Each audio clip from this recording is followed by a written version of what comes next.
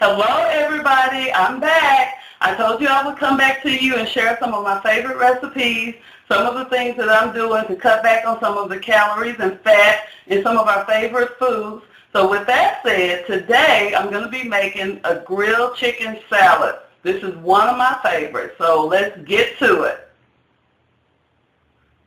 So one of the first things I do is go ahead and prepare my chicken.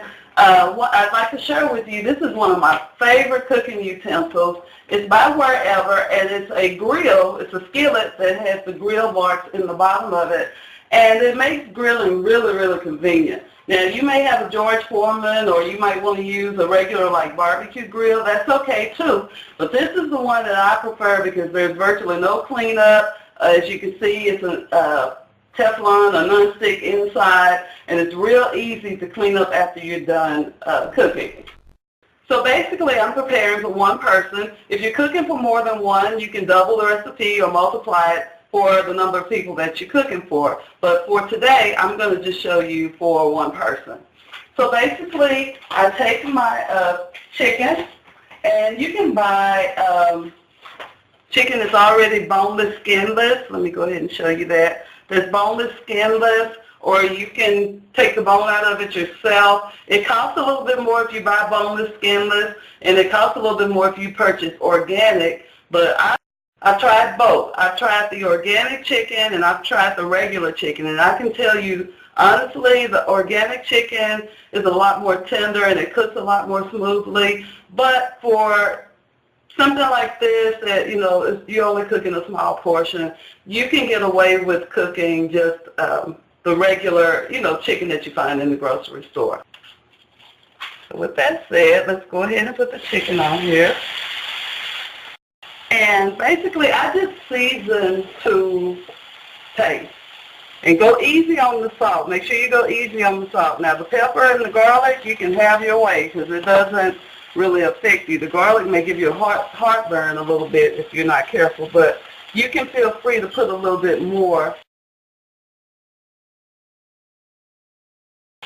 So basically, while the meat is cooking, I go ahead and prepare my veggies and get them ready for the salad. One other thing you have to be particularly careful about with chicken and handling chicken products, first you have to make sure that you wash your hands quite a bit. And then secondly, I'll even wash the utensil that I'm using to cook it, or switch out to another utensil, just so that you don't run any risk of salmonella or anything like that. Because you have to be really, really careful handling chicken. It can make you really, really sick. So for this salad, I'm going to use spinach. You can use romaine lettuce. You can use baby greens. The thing you want to stay away from is iceberg lettuce because it doesn't have any real nutritional value. So just make sure that you want to go for the deep greens, deep greens. Like I said, spinach.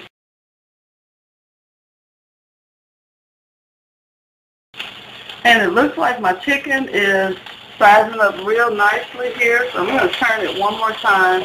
I'm going to go ahead and turn the fire off and just let it kind of pan sear and finish cooking while I continue to prepare the actual salad part of it. The next thing I'm going to add is some tomatoes. And what I've been purchasing to kind of save money a little bit are these little tomatillo tomatoes. I love these because they're just the right size for an individual salad.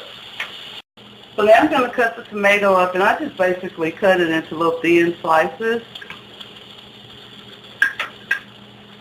There's no right or wrong way to do this, however whatever you prefer.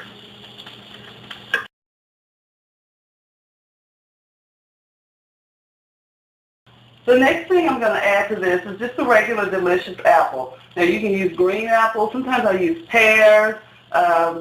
Sometimes I use grapes, just something to give it a little bit of sweetness and just to enhance the flavor of the salad.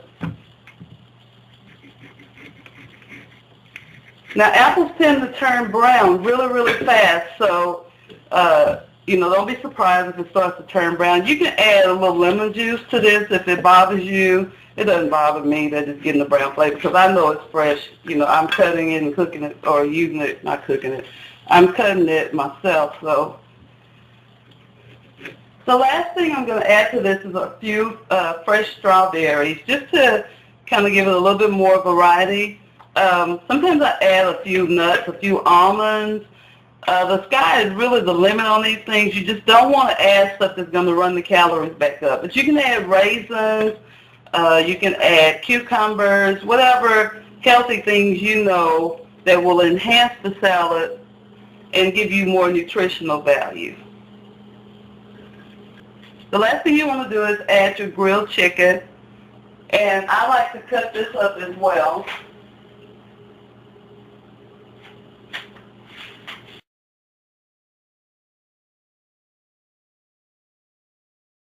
And that's it. Now your salad is ready for you to top it off with your favorite dressing.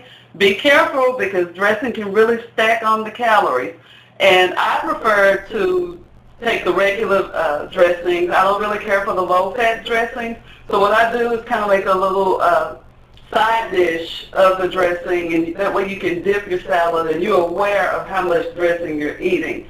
So be careful about just spreading the dressing all over your salad because that can really stack on the calories, and you've worked really hard to make a really nice low-calorie, low-fat salad. You don't want to mess it up by putting thousands of calories on top of that. That's it. Thank you. I hope you enjoy. I know I will. Bye-bye.